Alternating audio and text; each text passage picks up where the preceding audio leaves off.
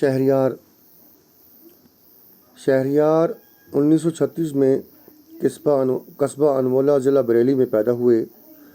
قمر اخلاق محمد خان نام شہریار کے قلمی نام سے جانے جاتے ہیں۔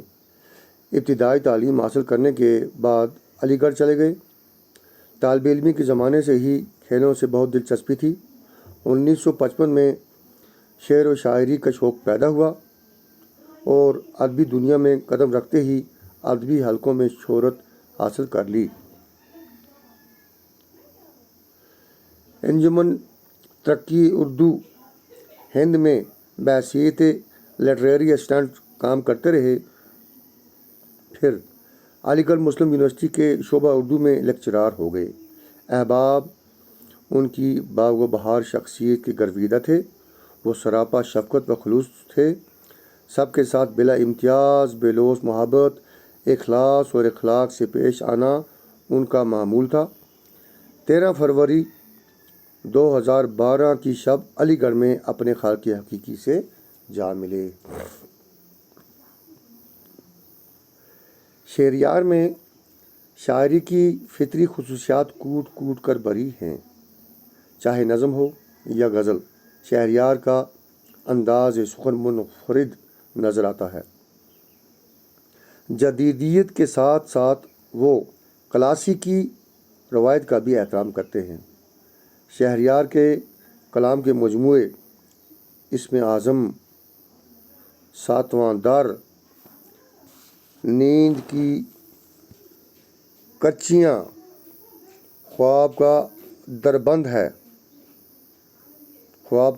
بند ہے کے نام سے شائع ہو چکے ہیں۔ بقول ڈاکٹر غلام شبیر رانا، ان کی شاعری دلوں کو موم کر کے سنگلاخ چٹانوں اور پتھروں سے بھی اپنی تاثیر کا لوہا منوا لیتی ہے۔ دنیا کے تیزی سے بدلتے ہوئے حالات، متنوع خیالات، رنگینی و رہنائی اور تغیر پذیر اقدار و روایات میں وہ جنریشن گیپ کا شکار نہیں ہوئے، بلکہ ایک حیران کن مطابقت کی صورت تلاش کر کے اپنے انداز فکر کو نئے میلانات اور بدلتے ہوئے رجحانات سے ہم آہنگ کر کے ایک مستحسن کام کیا ہے۔ لفظی مرکہ نگاری اور خوبصورت الفاظ کے انتخاب میں شہریار نے جس حسن انتخاب اور قرینے کا ثبوت دیا، وہ ان کی انفرادیت کی دلیل ہے۔ ان کی شاعری میں سادہ سلیس اور عام فہم انداز بھی جذبات نگاری کی جوشاں دلربائی ہے۔ وہ قاری کو حیرت زدہ کر دیتی ہے۔ انہوں نے بھارت کی اردو فلموں کے لیے جو گیت لکھے، وہ آج بھی دلوں کی دھڑکن سے ہم آہنگ ہو جاتے ہیں اور قلب و نظر کو مسخر کر لیتے ہیں۔ عوامی زندگی میں انہیں ان گیتوں کی وجہ سے بے پناہ محبتیں، چاہتیں، پذیرائیاں اور مقبولیت نصیب ہوئی۔ ان مقبول عام گیتوں کو ان کے عہد کا ممتاز گلوکاروں نے گاکران کو یادگار بنا دیا۔